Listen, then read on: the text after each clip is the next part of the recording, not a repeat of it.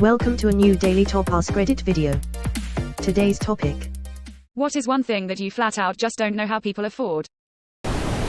Women who keep up with nails, lash extensions, Botox etc. That shit is expensive as fuck. I was going to say nails. They need to be filled like every 2 weeks, same with lashes. Doing all that plus $300 400 hair treatments is wild to me. I get my nails done once a month, a hair every 2 months. Every paycheck I put a little in savings to pay for it. I'm not rich but I make a good salary. I'm also willing to cut back in other areas to afford it. Secret hidden families. I can barely afford one. Amazed you can afford one hidden family. Sometimes you gotta treat yourself. Honestly, just affairs in general. I wouldn't do it anyway, but it genuinely seems like a lot of effort. Effort? Just the time alone. I joke of this with my spouse when we hear of people with secret families.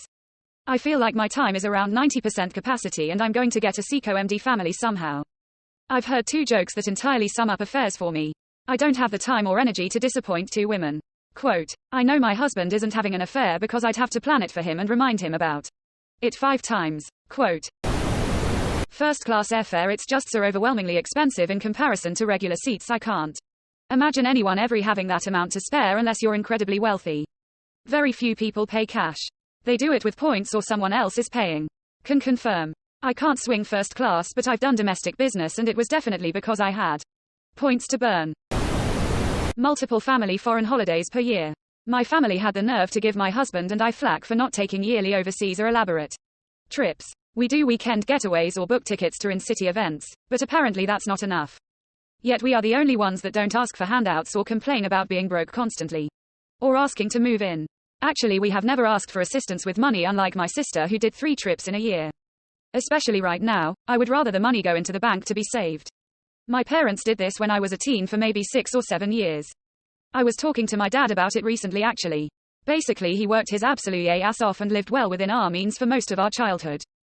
He took overtime every weekend and helped his then boss build a company from the ground up. We lived in a house that fitted us.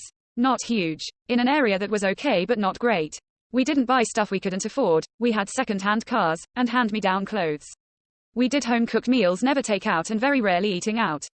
Neither of them drank or smoked. We were by no means without nice things or whatever, but my parents never went into debt for it. And weren't frivolous with money. My dad's company did well and he got good bonuses after a while. He paid down the mortgage to the point it was virtually nothing, but we didn't move to a nicer post code or bigger place for the sake of it, so his outings went down whilst his income remained. A lot of ducks had to line up, sure. But a large part of it was simply not frittering money away over years with an ever-expanding lifestyle. Sending every spare cent into paying off the house meant the biggest expense most people have was basically non-existent by the time my sister and I were old enough that a couple holidays a year were fantastic lifelong memories for us and worth the cost. I feel like I read similar stories about the current generations of parents of adults all the time. I'm glad things worked out so well for their generations that you could work hard at one job for your entire career and be able to actually save money by working overtime instead of using it to pay off debts. Modern day house prices. $600K used to buy you a serious mansion. Now it's an average family home. I make a good income, my girlfriend also has a normal average income. Yet we can barely afford an averagely priced house these days. I'm in the market for a home and this is the comment that hits.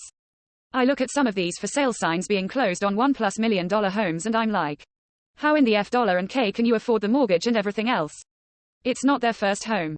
My first house appreciated from $82,000 to $220,000 in 5 years. My second house appreciated from $300,000 to $450,000 in 7 years. I made $368,000 by paying a mortgage for 12 years. So I was able to put down $400,000 on my third house. A boat or RV, or both? Exclamation mark. I can barely afford to exist, much less spend all this money on recreation. The default payment plan many boat dealerships offer is a 12-year loan. Even if you buy used, banks will give very long terms for boats. Children. Used to be so much easier when we could send them off to toil in the salt mines. The children yearn for the mines.